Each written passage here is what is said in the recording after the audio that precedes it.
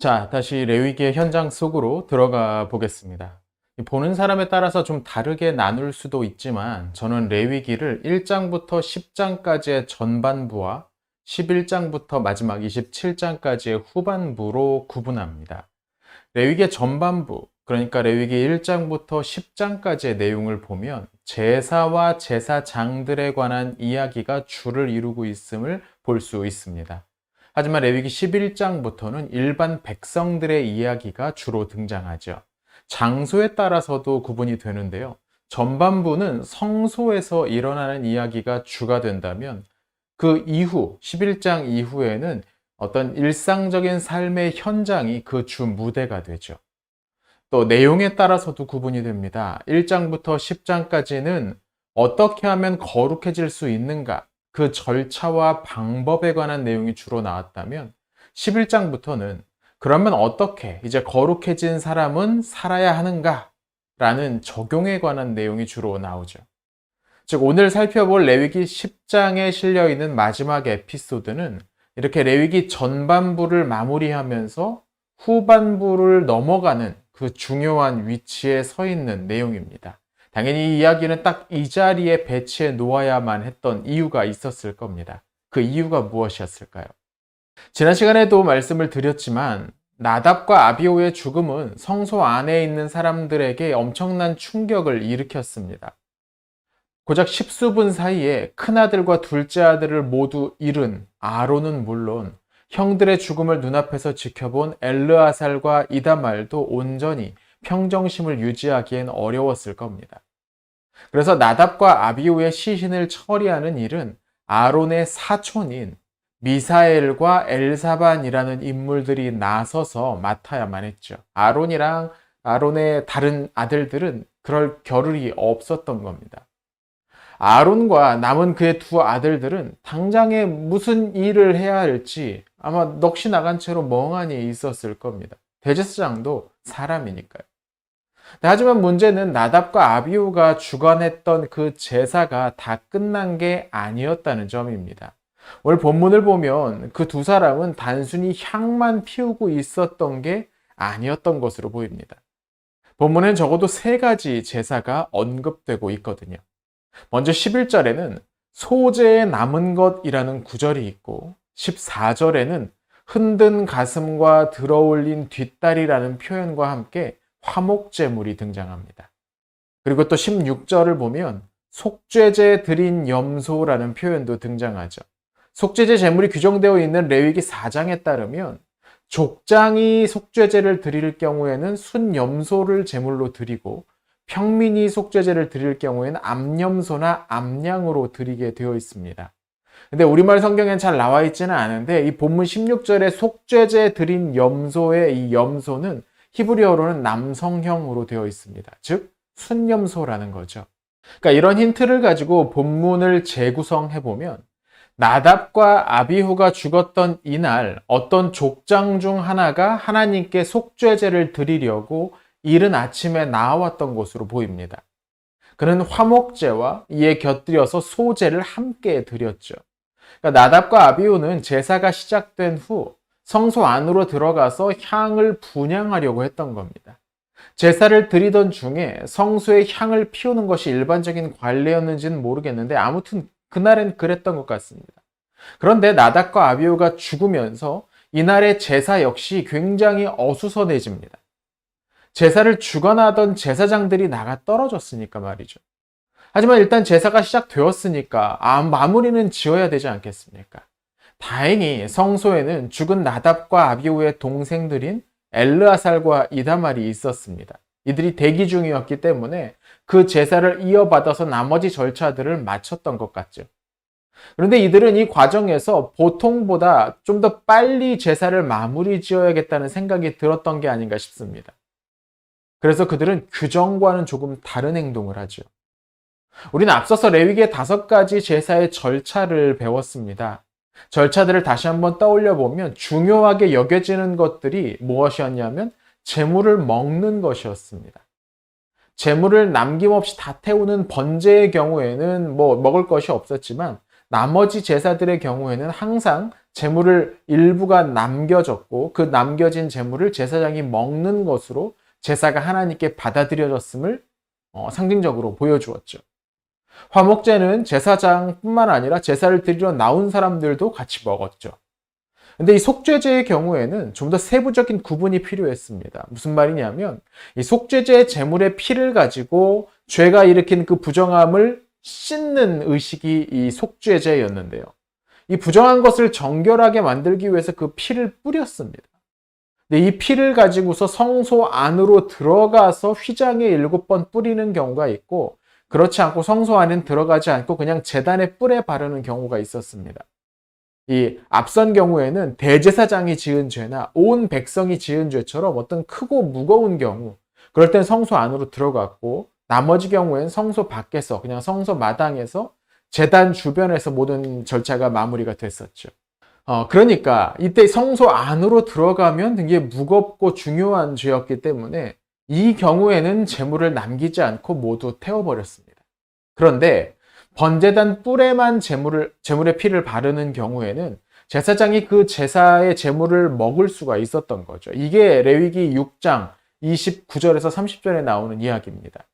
근데 이날의 속죄제, 나답과 아비후가 죽던 날에 이루어졌던 이 속죄제는 앞서 보신 것처럼 순염소로 드리는 제사였습니다. 대제사장이나 온 백성의 죄를 씻기 위해서 드리는 속죄제가 아니었다는 거죠. 즉, 이날의 제사, 이날의 속죄제 제사의 피는 성소 안으로 가지고 들어가지 않았고, 다른 말로 하면 그 제물의 고기는 제사장이 그 일부를 먹음으로써 제사가 마쳐질 수 있었던 겁니다. 근데 엘르아살과 이다말은 이 제물을 먹지 않고 다 불에 태워버렸던 겁니다. 나답과 아비후가 제사를 시작해서 그들은 이 제물을 먹는 데까지 가지도 못하고 먼저 죽어버렸어요. 그럼 누군가 이것을 먹어야만, 제사장이 먹어야만 그 제사가 끝났는데 그렇지 않았다는 겁니다. 이를 수습하는 일종의 진상조사 단장이었던 모세가 이 절차를 다시 한번 따라가 보다가 그걸 발견하는 겁니다. 그는 당연히 이 제사장들이 절차를 정확하게 준수하지 않았다는 것을 문제 삼습니다. 오늘 본문 16절에서 18절에 나온 이야기가 바로 이것을 가리킵니다. 왜 그것을 먹지 않았느냐. 모세가 생각하기에 이건 율법 규정을 어긴 심각한 죄였습니다. 율법은 지키고 싶다고 해서 지키고 사정이 있으면 안 지키고 뭐 그럴 수 있는 게 아니니까요. 율법은 하나님의 백성을 다른 사람들로부터 구분시켜주는 표지였습니다. 이것을 무시하면 그들은 하나님의 백성이라고 할 수가 없는 거죠. 근데 더구나 모세가 누굽니까? 바로 그 율법을 이스라엘 백성들에게 전달해준 전달자잖아요. 그가 40일 밤낮으로, 또 그 뒤에 다시 한번 40일 밤낮으로 무려 80일 동안 시내산에서 홀로 하나님을 대면하면서 그 율법을 받아왔습니다. 그 거룩하신 하나님 앞에서 두려움과 떨림으로 말씀을 받아온 모세에게 이 율법은 하나님 그 자체를 떠올리게 했을 겁니다. 모세에게 있어서 기록된 말씀과 말씀하시는 하나님은 분리해서 생각할 수가 없었던 거죠. 그런데 그런 모세 앞에서 다른 사람도 아닌 제사장들이, 그것도 모세 자신의 조카들이 율법의 규정을 어기고 말씀대로 제사의 제물을 먹지 않고 그 임의대로 처리했다? 이건 모세의 마음을 굉장히 불편하게 만들었을 겁니다. 충격을 받았겠죠. 모세는 출애굽 이후 광야의 백성들을 이끌면서 수차례 백성들이 불순종을 어떻게 저질렀는지를 경험했던 사람입니다. 그들의 교만함을 다 알고 있었습니다. 사실 백성들을 이집트에서 끌어내는 일 자체가 쉽지가 않았죠. 이스라엘 백성들은 파라오가 부과하는 가혹한 노동에 시달리면서 모세를 원망했습니다. 이집트에서 나온 뒤에도 불평과 불순종은 계속되었죠. 홍해를 앞두고 마라의 쓴물을 앞두고 가는 곳마다 백성들은 마치 불순종할 만한 거리를 찾으려고 하는 것처럼 행동했습니다. 그리고 모세는 그 불순종의 결과가 무엇인지를 누구보다 잘 알았습니다. 시내산에서 율법을 받는 동안 그들이 만든 것이 금송아지였죠. 이 금송아지 사건 이후로 하나님은 더 이상 이스라엘 백성들과 함께 가지 않으시겠다라고 선언하시기까지 했습니다. 차라리 모세를 데리고 새로운 민족을 만들어서 새 백성을 삼겠다, 이렇게까지 말씀하셨습니다. 모세는 또다시 불순종의 거대한 싹이 시작되는 건 아닐까 하는 두려움을 이 사건에서 감지했던 것 같습니다. 이것이 모세의 입장이었습니다. 자, 그러면 아론과 엘르아살, 이다말의 생각은 어땠을까요? 그들은 정말 율법을 충분히 존중하지 않아서, 주의를 기울이지 않아서 제멋대로 행동하려고 제물을 먹지 않고 태웠던 걸까요? 이 모세의 지적에 대한 아론의 답변이 오늘 본문 19절에 실려 있습니다. 그럼 뭐라고 대답합니까? 오늘 그들이 그 속죄제와 번제를 여호와께 드렸어도 이런 일이 내게 임하였거늘 오늘 내가 속죄제물을 먹었더라면 여호와께서 어찌 좋게 여기셨으리요. 이 문장의 끝부분을 보십시오. 여호와께서 어찌 좋게 여기셨으리요. 이 부분을 히브리어로 직역하면 여호와의 눈에 좋게 보이지 않았을 것이다 입니다. 즉 자신이 그 제물을 먹는 모습이 하나님의 눈에 좋게 보이지 않을 것 같아서 그 제물을 먹지 않았다고 대답했다는 겁니다. 그가 그 제물을 먹지 않고 태웠던 것은 그냥 자기 마음대로 하려고 급하니까 편의를 위해서 그렇게 한 것이 아니고 하나님을 떠올리면서 한 일이라는 설명이었죠. 그럼 왜 아론은 그 제물을 먹는 것이 하나님의 눈에 좋게 보이지 않을 거라고 생각했을까요? 바로 그 앞부분에 실마리가 있습니다. 이런 일이 내게 임하였거늘. 네, 지금 아론은 성소의 모든 것을 관리하고 담당할 책임이 있는 대제사장이었습니다. 이 모든 것들은 최종적인 책임은 그에게 있는 거죠. 자신의 아들들이지만 제사장들이 제사를 드리던 도중 하나님으로부터 징계를 받아 죽은 일은 곧 자신의 책임이라고 여기고 있었다는 겁니다. 아버지로서 자식을 잃기도 했지만 아론은 지금 대제사장으로서 사고하고 이날에 벌어진 이 사건을 수습하기 위해서 행동하고 있었다는 말입니다. 즉 자신도 이 일에 대한 책임을 피할 수가 없는데 무슨 염치로 그 제물을 먹을 수 있겠느냐는 거죠. 만약에 마치 자신은 아무런 잘못도 없는 것처럼 아무런 상관도 없는 것처럼 그 제물을 먹는 것이 온당했겠느냐라는 대답입니다. 그리고 앞서 설명드렸듯이 제사장과 관련된 속죄제 예물은 먹지 않고 모두 불에 태우는 것이 규정이었습니다. 대제사장인 아론은 이날 드린 속죄제의 성격을 제사장의 죄를 위한 제사, 그러니까 제사장의 죄를 씻기 위한 제사로 해석했던 겁니다. 여러분 어떻습니까? 이 해석이 받아들여질 만한 해석이라고 생각하십니까? 제가 보기엔 아론의 이 해명은 조금은 무리한 적용이었던 것 같긴 합니다. 제사의 성격은 제사를 드리기 전에 결정되는 거지 제사를 드리던 도중에 결정되는 건 아니니까요. 하지만 또 한편으로 이해가 되지 않는 것도 아닙니다. 아론은 대제사장으로서 자신의 책임을 무엇보다 무겁게 여기고 있었습니다. 이 점에서만큼은 아론의 이 판단을 비판할 수가 없는 거죠. 그럼 모세는 이 대답을 어떻게 여겼을까요? 무리한 변명이라고 물리쳤을까요? 그렇지 않습니다. 본문 20절에 아론의 반응이 등장합니다. 모세가 그 말을 듣고 좋게 여겼더라.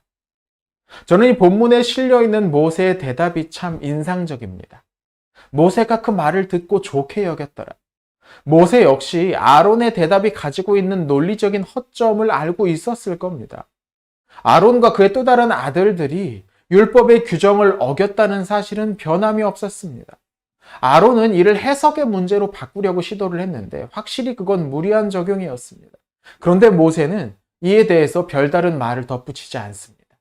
오히려 그들의 입장을 인정하는 모습을 보여줍니다. 흥미롭지 않습니까? 앞서 모세에게 있어서 율법이 어떤 의미인지를 설명해 드렸죠.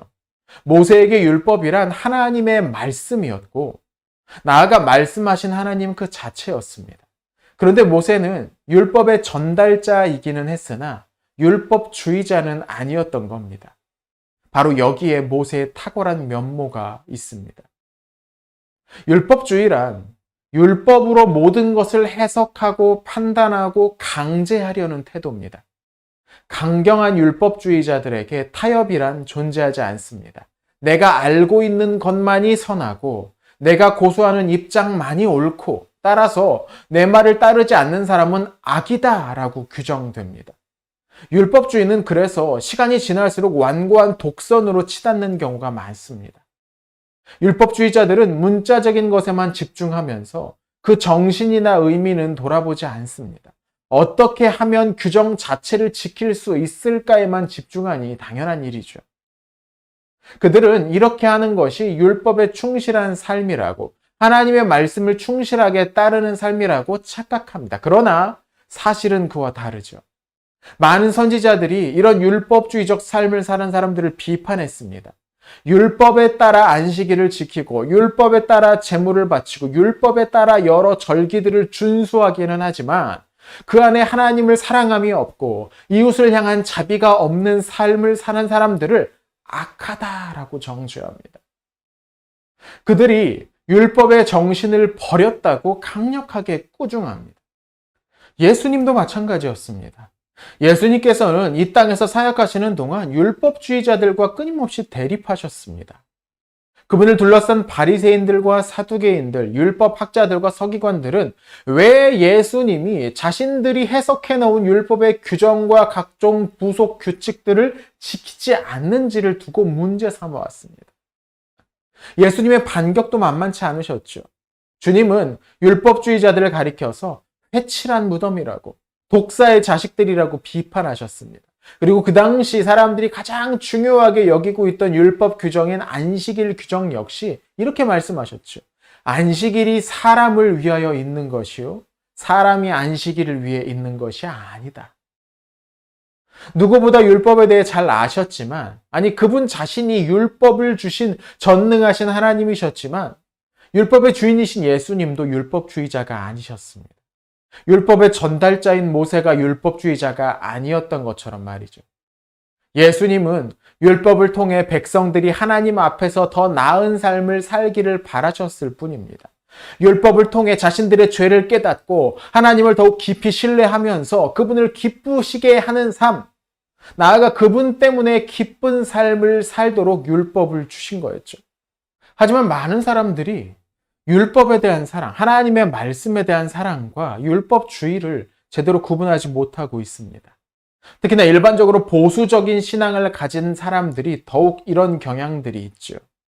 물론 하나님의 말씀에 대한 경건한 믿음은 선한 겁니다. 그러나 그런 열심이 지나쳐서 율법주의화 된다면 율법은 곧 사람을 죽이는 도구가 될 수도 있는 거죠. 결정적으로 모세의 이런 판단은 단지 그 혼자만의 생각이 아니었던 것 같습니다. 하나님께서도 아론의 대답에 대해 더 이상 징계의 불을 사용하지 않으셨습니다. 하나님도 율법주의자는 아니셨던 것 같습니다. 하나님은 이날 아론의 마음을 누구보다 잘 알고 계셨을 겁니다. 사랑하는 두 아들의 죽음으로 괴로워하면서도 대제사장으로서의 이 제사의 임무를 묵묵히 감당해 내려는 그 마음을 잘 아셨던 겁니다. 하나님이 맡기신 사명에 대한 그의 책임감은, 하나님에 대한 그의 마음은 진실했다는 거죠. 비록 제사에 관한 규정이 일부 어겨지긴 했으나 그 규정도 따지고 보면 백성들의 문제를 해결하고 하나님께로 돌이키기 위한 것이지 규정 그 자체를 지키지 않는 사람들을 배제하거나 따돌리기 위함이 아니었습니다. 여러분, 우리는 율법주의자가 되어서는 안 됩니다. 독선에 빠져서는 안 되는 겁니다. 신앙생활을 하다 보면 다양한 종류의 규칙들 또는 우리가 해야 하는 여러 일들을 만나게 됩니다. 우리의 신앙 성장에 있어서 하나님의 말씀을 정기적으로 읽고 묵상하는 일 필수적이죠. 기도를 통해 우리의 삶을 하나님께 맡기는 연습이 되지 않으면 신앙 성숙은 영 불가능할 겁니다. 또 질서 있는 예배를 위해서 이런저런 규칙이나 순서들이 존재하는 것도 당연합니다. 그러나 우리가 해오던 것과 다르다고 해서, 우리의 모습과 차이가 있다고 해서, 우리가 생각해보지 않았던 무엇인가를 도입했다고 해서 당장의 문제를 삼으려 해서는 곤란한 거죠. 그러다 보면 아마도 천국에 이르러서도 이건 내가 생각하는 것과는 다르다면서 주님께 항의하려고 할지도 모릅니다. 마치 포도원에 일하러 간 일꾼들이 자신들보다 적게 일한 사람에게도 왜 똑같이 하루씩 품땅을 주느냐고 항의했던 것처럼 우리 주님을 향해 그렇게 항의하게 될지도 모릅니다. 왜냐하면 하나님은 언제나 우리의 상상을 뛰어넘으시는 분이기 때문이죠. 누가 홍해가 열릴 줄 예상했겠습니까? 누가 하나님이 사람이 되셔서 직접 이 세상 안으로 들어오실 거라고 상상이나 했겠습니까? 율법주의적이고 독선적인 사람들의 가장 큰 문제는 이런 하나님을 길들이려고 한다는 겁니다. 이게 어떻게 가능하냐고요? 복음서에 나오는 수많은 사람들이 예수님을 그렇게 길들이려고 했습니다. 예수님의 사역을 길들이려 했고, 예수님의 교훈을 길들이려 했고, 예수님의 존재 자체를 길들이려고 했습니다. 그분이 자신들이 정해놓은 이 생각, 이 한도 안에서만 말씀하시고 가르치고 행동하기를 요구했던 거죠. 근데 우리 또한 그런 식으로 행동할 여지가 얼마든지 있습니다. 하나님께 우리가 생각한, 우리가 해석한 그 절차와 법칙 안에서만 행동하라고 요구할 수 있게 된다는 거죠. 앞서서 레위기 10장이 레위기 전반부를 마무리하는 지점에 있다고, 그런 자리에 있다고 말씀을 드렸죠. 이 부분에 바로 오늘 이야기가 위치해 있는 것이 꽤나 중요합니다. 레위기 전반부는 각종 제사의 규례들이 기록되어 있습니다. 백성들과 제사장들이 지켜야 하는 제사의 규칙들이죠. 근데 그 마지막 부분에, 이 마지막 부분에 그 규례 중 일부가 깨지고 또 하나님께서 그것을 그대로 용납하시는 이야기가 나옵니다. 이게 무슨 뜻이겠습니까? 비록 이 율법들이, 이 제사와 관련된 이 규정들이 하나님이 주신 것이긴 하지만 단지 문자적으로 이것을 지키기만 하면 다 되는 게 아니라 그 안에 담긴 정신과 마음을 온전히 받아들이는 것이 더 중요함을 보여주는 게 아닐까요? 우리는 하나님을 다 알 수가 없습니다. 그러니 우리의 선입관과 경험을 가지고 하는 판단일랑 가능한 뒤로 미루시는 게 좋습니다. 그러면 하나님께서 우리에게 더 넓은 마음과 시야를 주실 것입니다. 율법주의에 빠지지 않도록 조심하십시오.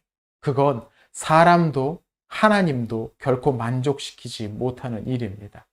우리 함께 기도하도록 하겠습니다.